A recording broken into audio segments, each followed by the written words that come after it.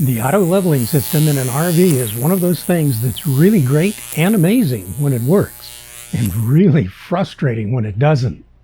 You go to count on it, you want to level the RV, and it just doesn't do it.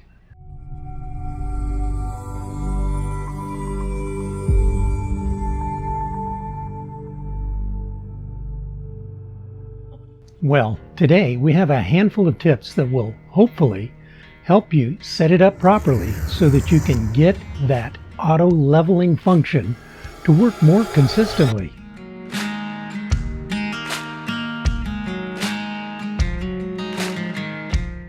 Here's the thing about the auto level system.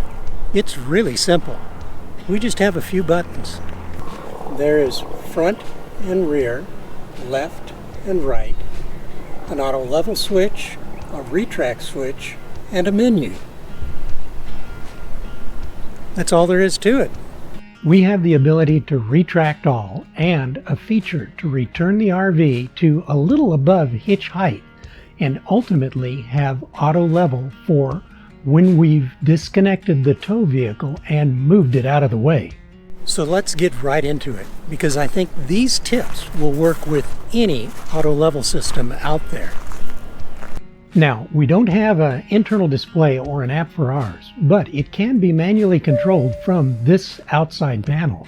But as long as we work with the system, with these tips, it helps us to just do it manually, and we can just use the auto level.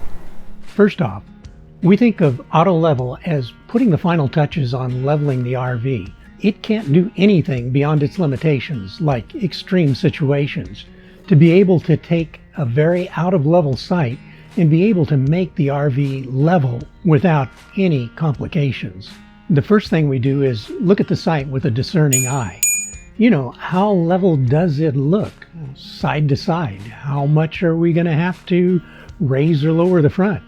Sometimes you just know at first sight. These things we take into consideration before even disconnecting the RV from the truck. We especially give consideration to the left or right because it's easier to raise or lower the front, but with left or right, we want to be careful that we're not lifting the wheels off the ground. You could shear the bolts on the landing gear and bend that shaft. On our bumper pull, we used a LevelMate Pro to help in doing the manual leveling. You know, put blocks under the tires to do the side to side, then raise or lower the ton jacks for front to back. Well, we brought it over to our fifth wheel and mounted it on the compartment door that we opened to access our leveling control. When we go to a site, I'll go out and open that compartment, turn on the LevelMate, and switch my phone to that app. And as we back in or pull through, we can find the most level spot there, and we will know immediately if there is too much slope for the auto leveler to be able to do its job. Now, we do keep those wedges, the Andersons, to help level up the RV. It is just the quickest and easiest, most compact way to level up side to side without making a big fuss about it. And we only do this if it's not going to be a lift that's very high. It helps to keep the wheels grounded. You could use the stackable leveling blocks or wood, etc. The key point is that you want to be able to chock those tires before you disconnect and still have those tires supported. The LevelMate Pro really does make it easy. There is no guessing as to how many inches of blocks I'm going to need on which side to keep it level. So much better than, say, just eyeballing it. I eyeballed it. If you don't have access to, or you don't want to buy a LevelMate, you can put a bubble level on the hitch of the fifth wheel, which will also show you level front to back and left to right. We use ours as a redundant backup. Now, this next one is probably the biggest culprit for why an auto leveler doesn't work the first time. Like if you pull into a site where your nose needs to be a little bit higher, you've got the grade going down, you might consider adding some leveling blocks under those front landing pads so you don't end up short stroking that's not enough length to the hydraulic legs. Another plus to using blocks under your landing pads to make up for slope is that now you're not at or near the full extension of the legs, which can make the RV less stable. The key is paying attention to how your RV is sitting. Don't handicap it by putting too many blocks under the pads when you shouldn't, or by not putting enough to prevent the legs from short stroking. Remember, if you stack too many, you might not be able to lower the nose enough to connect to your hitch. So as long as it has the ability to get its nose down closer to level, that's going to make it more successful every time. Now, when we level our RV, we leave our slides in for a couple of reasons. Number one, we don't want anyone inside the RV while we're trying to auto-level.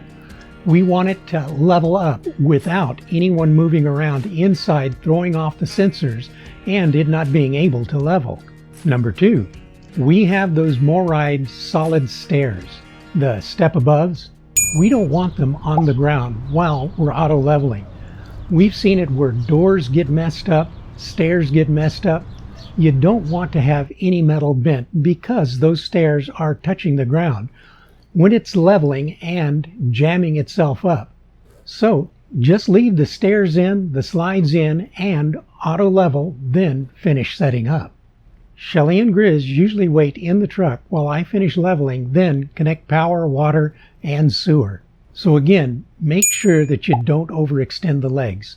Always carry some extra blocks so that if you need to put some under those legs to make up some of that distance to the ground, just not too many.